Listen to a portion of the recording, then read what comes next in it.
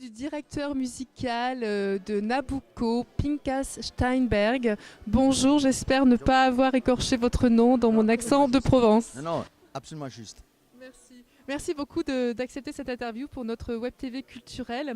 Vous venez d'arriver, nous sommes en pleine répétition de cette belle et fabuleuse musique de Verdi et je vous observe parce que je suis une grande observatrice et vous êtes dans le rythme et déjà peut-être dans la critique ou dans l'observation.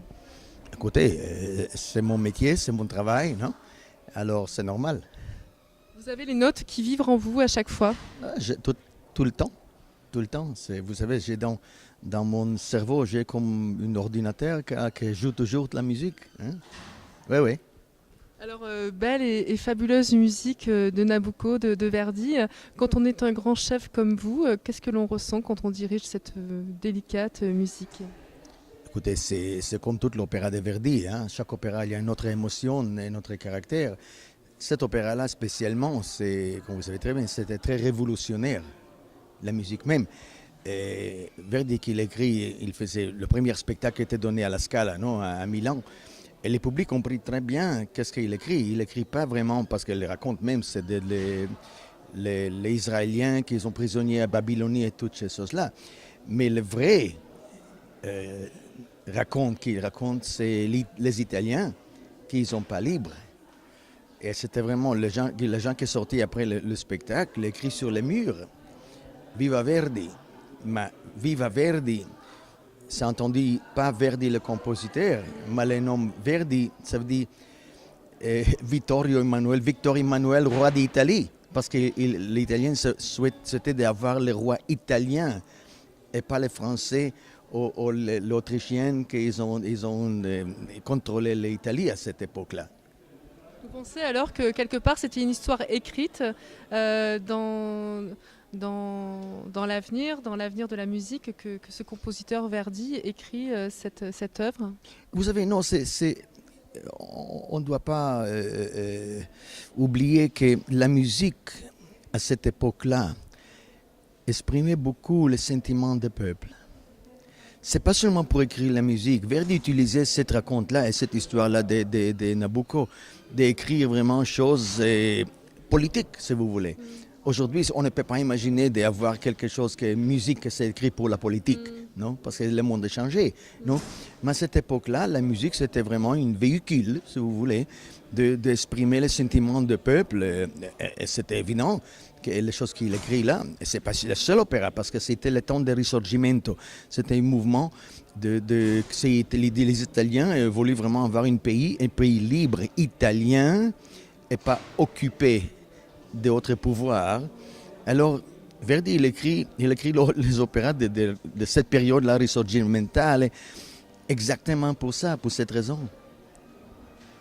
Est-ce que vous pensez que ça n'aurait pas pu être un autre chef que vous qui dirigeait cet opéra, cette œuvre aujourd'hui pour les Corrigis d'Orange, parce que vous êtes donc c'est un opéra, une œuvre qui est en relation avec le monde juif, avec le monde hébraïque. Vous êtes né en Israël.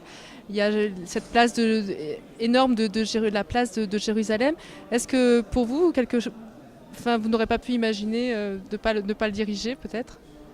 Non, vous savez, pour moi, je prends les choses musicalement, vous savez. Et je connais toute l'histoire, machin, toutes ces choses-là. Maintenant, pour moi, c'est la musique de Verdi et les choses qu'il souhaitait d'exprimer. Et ça, pour moi, c'est la chose plus importante. Je ne mélange pas maintenant la politique avec la musique. Je fais la musique.